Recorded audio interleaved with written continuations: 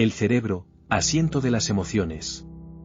Gracias a las influyentes aportaciones de científicos y neurólogos como Joseph Ledoux y Antonio Damasio, se ha aceptado considerar que la consciencia no es el único elemento que ocupa la mente o, dicho de otro modo, que el cerebro, cuya operación produce lo que llamamos el pensamiento consciente, es igualmente el origen de las emociones. Tanto en la emoción como en la cognición, tras los componentes conscientes subyace e interaccionar toda una serie de mecanismos cerebrales no conscientes, lo que Freud llamó premonitoriamente, el inconsciente, que determinar de manera decisiva las características conscientes del pensamiento y la emoción.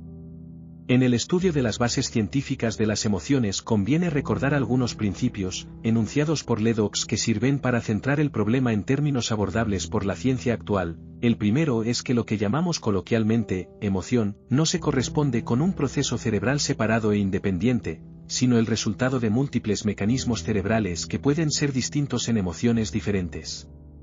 En tal sentido debe tenerse en cuenta también que los componentes conscientes de las emociones, que denominamos sentimientos, como la alegría, el miedo o el amor, no son cualitativamente diferentes de las percepciones cognitivas como podrían ser la resolución de un problema matemático o la percepción de que el objeto en el que viajamos es un automóvil.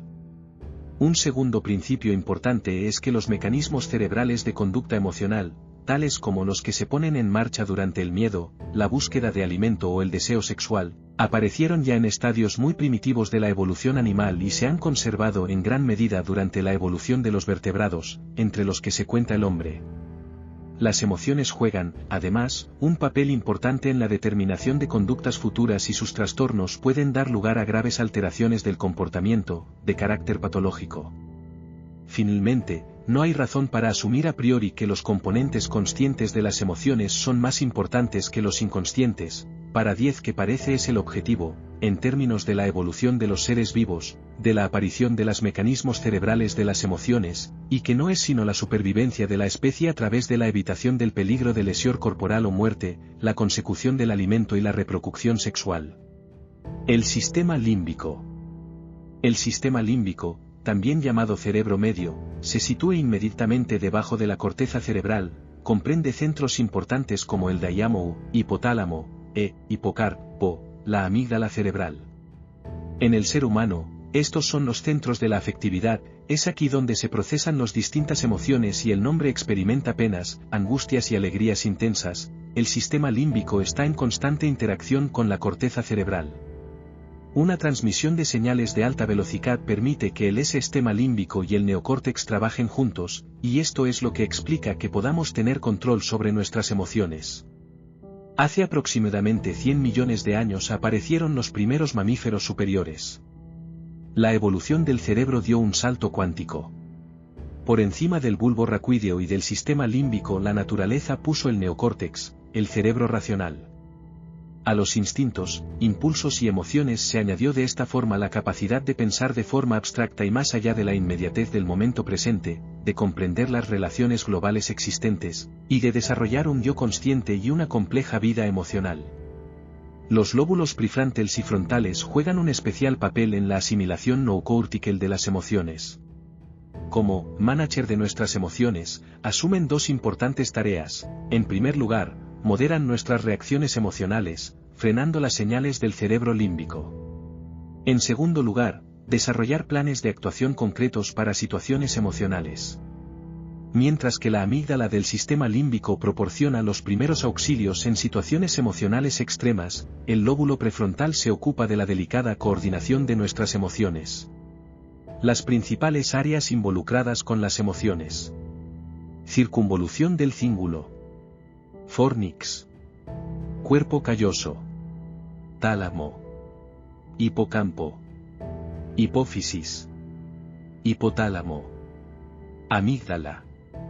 Tálamo, relacionada especialmente con el afecto y el dejarse afectar. Es el centro retransmisor de impulsos sensoriales a la corteza cerebral, se asocia con la comunicación madre-hijo y el cuidado materno. El dejar que fluyan las emociones no lleva al querer, al desear y al rango completa de los sentimientos, tristeza, rabia, amor. Hipotálamo, es una pequeña parte del cerebro localizada justo debajo del tálamo a ambos lados del tercer ventrículo. Se sitúa dentro de los dos tractos del nervio óptico, y justo por encima, e íntimamente conectado con la glándula pituitaria. El hipotálamo juega un papel importante en las emociones. Por ejemplo, sus partes laterales parecen estar más involucradas con el placer y la ira.